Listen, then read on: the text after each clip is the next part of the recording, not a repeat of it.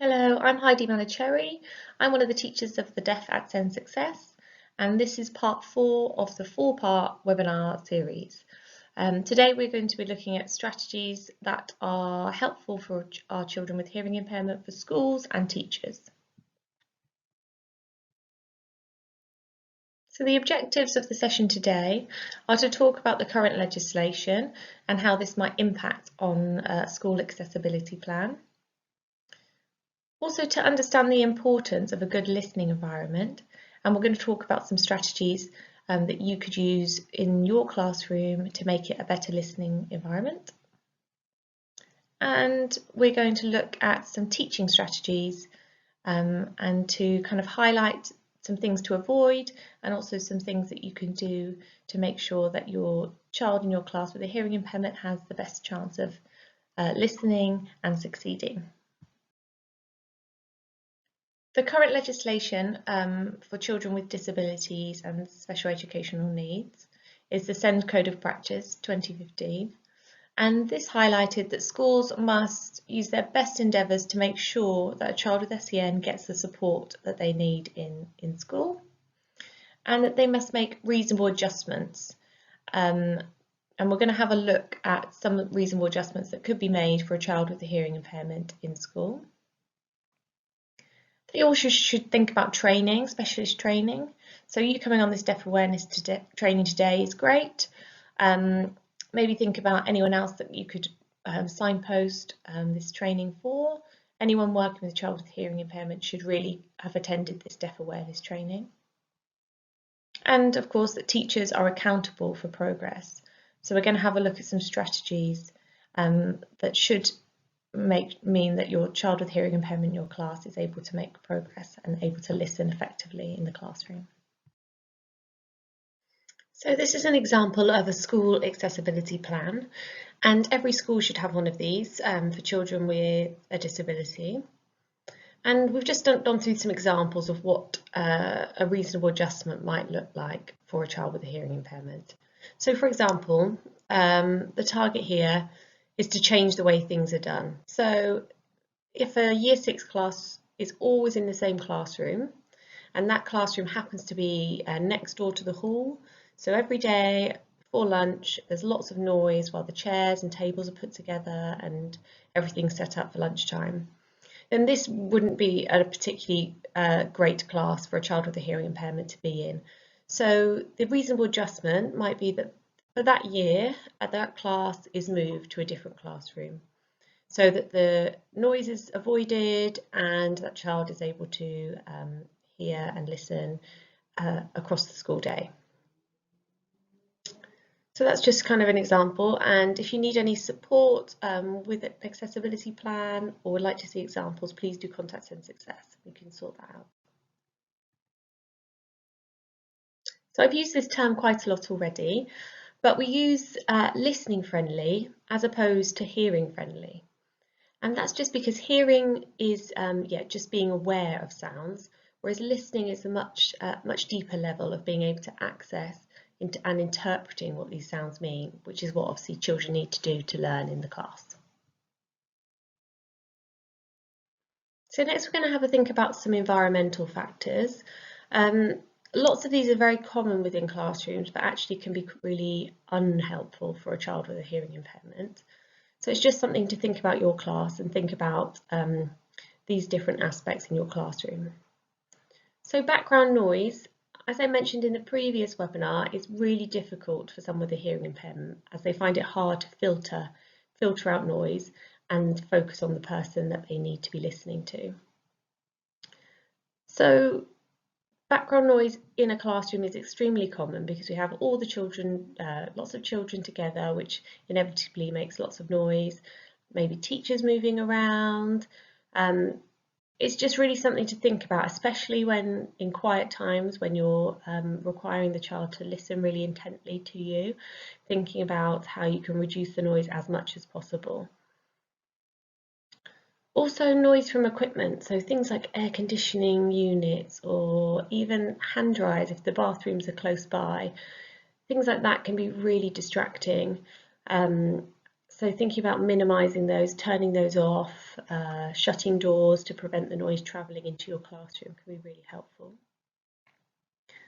Some of the lovely Victorian schools, particularly, but other schools as well, have quite poor acoustics. Things like very high ceilings, wooden floors, bare floors, large windows mean that the sound bounces around and can be really echoey, and this can make it really difficult to listen. So we're going to talk about some things you can do, put in place to kind of help with that. Shared open plan kind of nurseries particularly are quite often spaces like this. And obviously that means that noise travels around, you've got competing noise from other groups maybe, if you've got two classes both trying to do carpet time at the same time. So maybe just thinking about things like when you can change your carpet slot, so maybe it's a bit quieter. Yeah, just things to consider, or things to change possibly to help the noise levels in that area. And also not having like soft furnishings, things like carpets, rugs, and I spoke about in the previous webinar how important quiet rooms are for our pupils, because they sometimes need maybe a quiet space to have a bit of a listening break, but also to maybe do some small group work or quiet work. So not having those can be really difficult.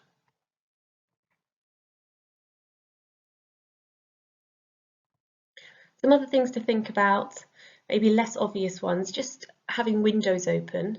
We're obviously in London, which is busy, lots of traffic, sirens, roadworks. That can create lots of background noise, which can be really difficult for the pupils. Teachers are so busy, sometimes children might be doing work and they're trying to do displays and having a thought to sharing information with another teacher, and that can actually be really distracting for someone with a hearing impairment. So it's just making sure that you're aware of that and try to avoid those kind of background noises where possible. So some things that can really improve your listening environment are blinds and curtains, especially on big, large windows, because these can help soak up some of the sound and make the acoustics much better in that room. Also carpeting floors, or even having a large rug. Maybe that rug can move up with that child every year if all the floors are the same within the school. And having those soft surfaces can really make a huge difference. Sound field systems are something quite a few of the classes with hearing impairment students in the borough have invested in, and they make the teacher wears a microphone and it makes her voice much louder for the whole class. And this can make a massive difference not only for the child with a hearing impairment, but any child who struggles to listen and struggles to filter out that background noise. And although they are around £900, they can move up with the student. So if they get one in reception, it can move all the way up to year 6. So they get lots of use and actually stop the teacher sometimes. If any teachers have got trouble with their voice, then this can make a big difference. They don't have to raise their voice above the class. Also less expensive things, just covering flat surfaces, maybe display tables, things like that with cloth or with any large wall displays with fabric, that can make a big difference. And also the top left picture is of some acoustic panels or acoustic clouds. This is a nursery in Waltham Forest that is invested in these, and for very high ceilings, these can make a big difference in absorbing some of that sound. Some other things to think about. Some teachers like to play music, but actually this can be quite difficult for a child with a hearing impairment as they struggle to filter out that noise. So trying to avoid music where possible. Also keeping windows closed and doors closed as well. So I know some schools have open door policies, but actually if there's lots of noise travelling in, that can be really difficult for pupils with a hearing impairment. And it might be something that needs to be discussed, whether a reasonable adjustment for that child is that the door to the classroom can be closed so that they are able to listen effectively. effectively. And as I spoke about previously, just trying to organise your group time, your mat time, so you're not competing with another teacher, and so that noise level is kept as low as possible. So of course the listening environment's extremely important, but teaching style also has a huge impact on a child with a hearing impairment's ability to listen in class. And there's lots you can do to help your student. So we're going to have a look at some strategies, some around auditory support, some around support for understanding, and some visual support strategies that are helpful. So we're going to have a think about the auditory support that would be helpful for our pupils. And the first is around their audiological equipment, which we've talked about a lot in the previous webinars.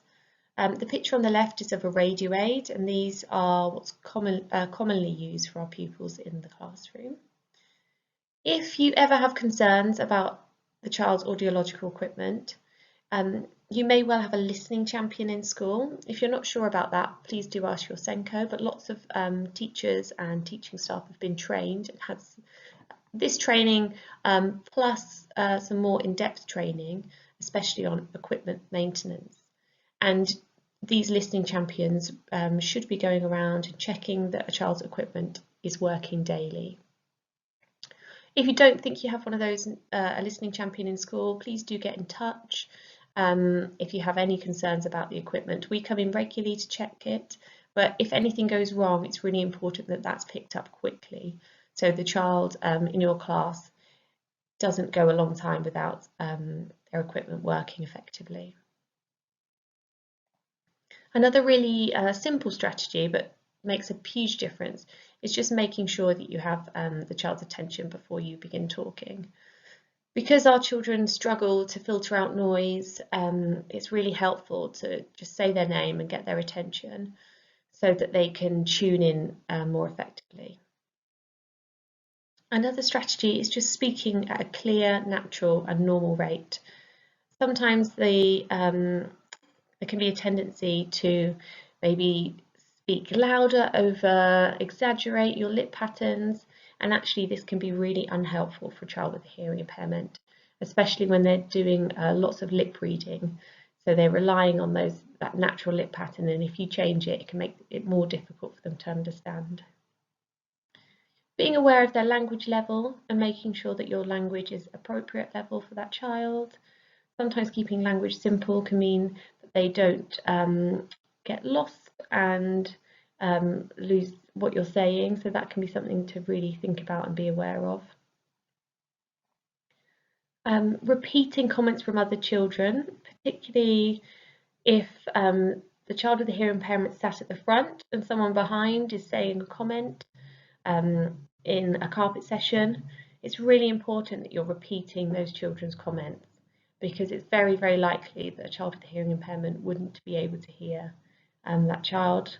We say 1 to 2 meters, but if they're behind them, it's very likely that would be completely lost.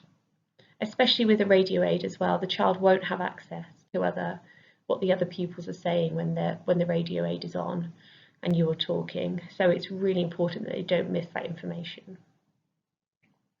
We talked about background noise before, but making sure that that is at a minimum, maybe having a policy in your class where if it gets too loud, there's a child who can put their hand up. Just really thinking about how to keep that noise down as much as possible. And a really good strategy is just encouraging children to talk one at a time, so that people aren't competing for their time. So some support for children's understanding. So as I spoke about in the previous webinar, sometimes our pupils can not understand what's been said, but have very good strategies for coping when they don't understand. And that can be things like following people next to them and just saying yes. Have you understood? Yep, absolutely fine, no problems. So actually using open-ended questions and questions that really check for that child's understanding are really important. It can take our children a bit longer to absorb information and respond. So maybe if you're putting them on the spot at things like carpet time, that can be quite tricky for them. Just so think about strategies that might be helpful. For example, asking a question, saying, I'm going to come to you in a minute, but I'm going to give you a bit of time to think about that. Things like pre-teaching vocabulary. So the picture below is kind of an example of how that might be done. Often parents are really keen to assist with this, so maybe giving the topic words, maybe a little bit ahead of time so that the child has time to go home and practice and learn these new words. Regularly check that students are following day-to-day instructions. So even part of your routine, you might assume that everyone in the class has understood what to do, but actually someone with a hearing impairment might just be following what everyone else is doing. So just really checking that they are understanding why they're doing something. And also we talked in the last webinar about gaps in language and gaps in understanding. So sometimes try not to assume their prior knowledge and just maybe putting visuals in place to illustrate a new vocabulary topic can be really helpful. So in the previous webinar, we talked about why some children with hearing impairment might struggle with understanding social rules. And some things that can be really helpful here and that schools have previously set up. Something called a Circle of Friends group is an intervention that has been quite helpful for some pupils. So it's setting up a group of students, maybe not their immediate friends, other people who maybe have really good social understanding, to support that pupil at different times, to help them problem solve, to bring things to the attention of the teacher. So maybe that's something to consider if you have a child who's really struggling with that area. Setting up social skills group with other children who kind of struggle in this area too, working on things like turn taking and conversation skills. That can be something our pupils use as a strategy sometimes when they haven't understood. They might try to dominate conversations and not take turns effectively with others, rather than repairing when they don't understand. So saying, oh, I haven't understood, can you repeat? They might change the subject or just talk about things that they really understand so that they don't get lost in conversation. So practicing skills around this can be really helpful. And also just when you're thinking about day-to-day activities, things like reading books and talking about how people have acted, thinking about what might happen next, just lots of practice at social situations. Visual support is really important for our pupils, and lots of them will use lip reading to support their understanding. Something that can be really unhelpful if someone is lip reading is standing in front of a light source, so a window or even a whiteboard, as this can cast a shadow over your face and make it really difficult to see your lip patterns. So just being aware of where you stand in your classroom and thinking about how the pupil with a hearing impairment can see you. Also, it's really important that you are facing the child when they're talking. So things like covering your mouth can mean that they miss information, or turning your back. So for example, if you're writing on the whiteboard, it's really important that you stop talking to do this. Otherwise, it's likely that the child will miss out on what you're saying. Trying to stand as still as possible when teaching. I know some teachers really like to walk around the room or walk to keep children's attention, but actually for a child who is lip reading, this can be really difficult, as they are trying to, they will quickly lose attention, and it can be really difficult to lip read when someone's moving. And as I spoke about previously, if you exaggerate your lip patterns, then this will change the ability for someone to read them. So try not to overemphasize your words and just speak clear and naturally. So in the previous webinar, we talked a lot about how hearing impairment can have an impact on language development, and also the auditory information that a child receives may be different.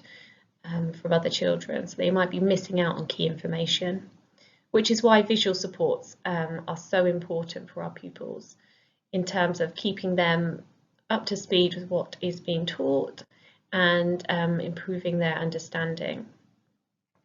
So visual aids, that could be symbols, words, pictures, videos, are all extremely useful for clarifying what you're talking about and helping a child's attention as well.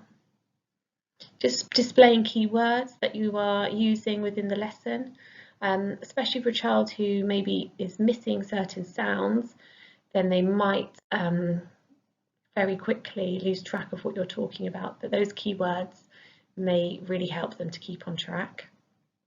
Using the whiteboard as much as possible to show images, even if you think most of the class would know what that is, it's always really helpful to show a supporting image to support lots of the children's understanding. Making sure that the lesson objectives and outline are there so that the child is able to stay on track of what they're learning. And things like homework, sometimes if it's given verbally at the end of the lesson, that might be something a child misses. So making sure that that's written up clearly on the board is also really helpful. Thank you so much for listening to part 4 of the Deaf Awareness training. Please do get in touch if you have any questions. We'd love to hear from you. Thank you.